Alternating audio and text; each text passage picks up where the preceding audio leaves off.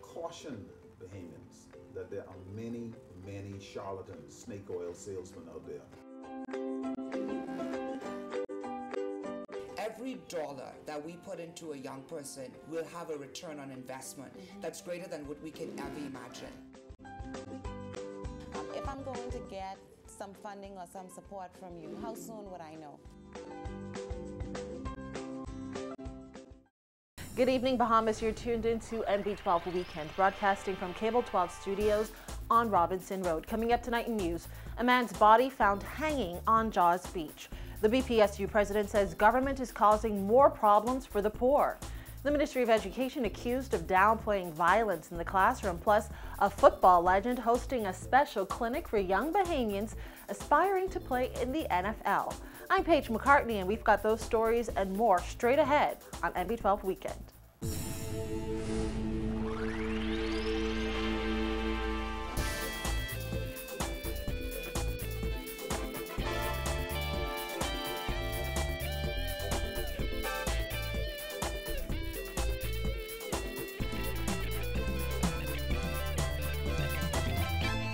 Welcome once again to NB12. A man's decomposing body was found hanging from a tree on Jaws Beach this morning, prompting a police investigation.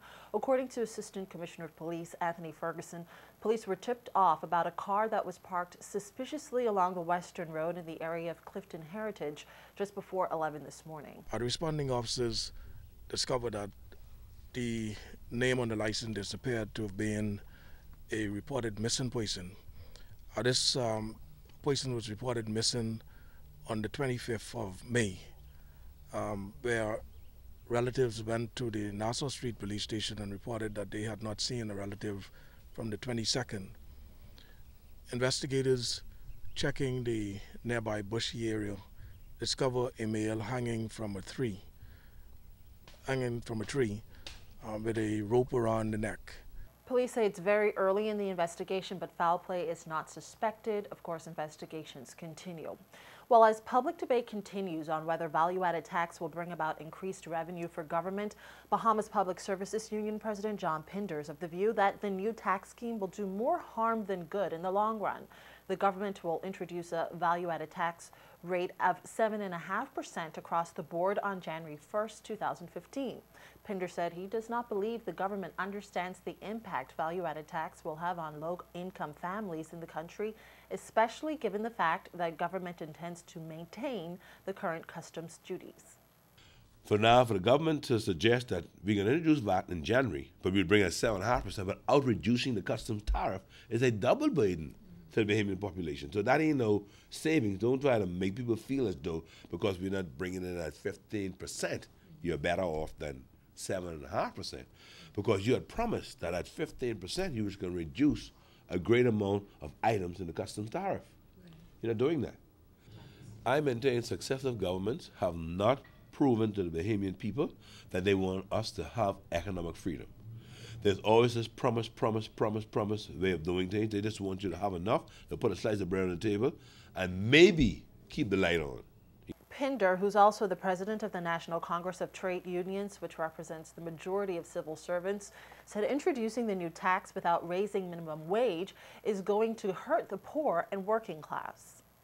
I still was hoping that the government would have indicated in this budget that they increased the minimum wage.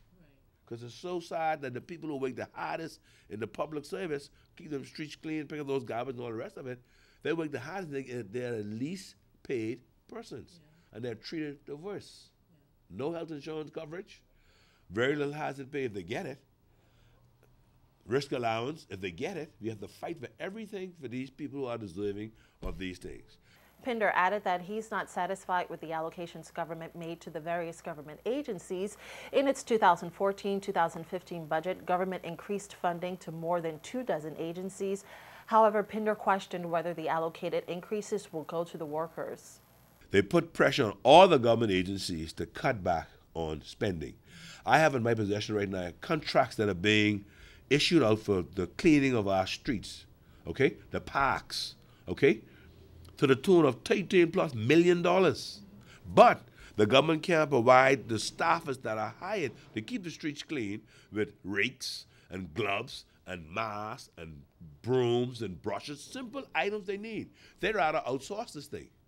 The Prime Minister has said that only based on the revenue performance of VAT will government consider a reduction in duty rates. In other news tonight, the sale of the one and only Ocean Club will only add to the high caliber of offerings from Paradise Island. That's according to Atlantis President and Managing Director George Marcantonis. Prime Minister Perry Christie announced this week that government-approved purchase of the resort by New York-based Access Industries Group owned by a Ukrainian-born billionaire. The group intends to upgrade and expand the property in addition to other vacant land on Paradise Island. I think that the purchases are going to be an excellent new addition to the Bahamas Investment Group. They're going to put money into it, they're going to develop it, and it's all extremely positive. There's not any changes really with any of our associates there. Atlantis is next door. It's a very positive thing. Christie suggested during his communication of the budget Wednesday that the sale should ensure the resort's position is further strengthened and more job opportunities are created. Well, Education Minister Jerome Fitzgerald is downplaying reports by the Bahamas Union of Teachers President Belinda Wilson that teachers fear their students. Fitzgerald insisted there's no alarm in the ministry over incidents of violence in the school, telling NB12 that although violence does happen from time to time, the situation is under control. Following a remark by Bahamas Union of Teachers President Belinda Wilson that teachers sometimes feel threatened by violent students, Education Minister Jerome Fitzgerald admitted violence in schools does present a concern, but officials continue to work to ensure a safe school environment. I mean, of course, we are concerned when there's any degree of violence or disturbance on the school campus. You would know that I've taken very strong stance with regard to that as minister. We've worked very closely with the Royal Bahamas Police Force to bring police into the schools.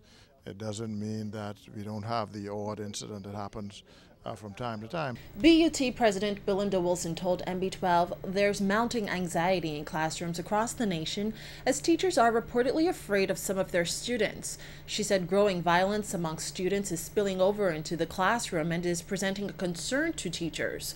While Fitzgerald noted there are problems associated with school-aged children that can be hard to curb, but he said in his opinion officials have been very successful in limiting such incidents. So there's a challenge, of course, with young people for whatever reason. You know, they seem to get into trouble, but we've even extended our monitoring of them moving out into the bus stop areas before and after school, where we knew a lot of the problems started. But from time to time, you know, you do have events where you have fights on the school campus for one reason or the other, some minor, some a little bigger. And sometimes weapons are involved, and so you know, we're concerned whenever there's an event and we deal with it as quickly as possible. Fitzgerald said wherever there is a violent event, it is brought under control very quickly. Now, Wilson had also called for troublesome students to be removed from the classroom and given the proper help they need, and she said the union would like the government to agree to fund youth treatment programs for such children. Responding to this, Fitzgerald said the education system has an obligation to educate every child, violent or not. What's important, he explained, is getting to the root of the cause of the issue. Whether you talk about weeding out bad kids, I mean, you know, it's a little deeper than that. I mean, we have social challenges within the country. And so from an educational standpoint, we have the obligation to educate every child. And so what is important for us is really to get to the root cause of why a child is being disruptive, and then finding the intervention that is necessary to make sure that they get the sort of help, assistance, guidance, counseling that is needed so they can be a productive citizen at the end of the day. Weeding them out doesn't help us. Weeding them out only puts them onto the street, and at the end of the day, we're going to pay the price for that. The minister added, although levels of violence in the nation's schools are not high enough to present any sort of alarm, he said violence is just one of many issues facing the school system that officials work to combat every day. No, there's no alarm at all, and whenever there is an issue, we are concerned. And there's a multitude of issues. I'm concerned with regard to violence. I'm concerned with regard to drugs. I'm concerned with regard to alcohol, sex, and so forth. And so we have a multitude of issues within the school system that we're paying very close attention to that are of concern to us, and we continue to work to improve. Fitzgerald said maintaining an environment for students, teachers, and administrators that is conducive to learning is a main focus for his ministry, and despite the multitude of issues facing the nation's youth, he believes officials are doing a good job at controlling violence.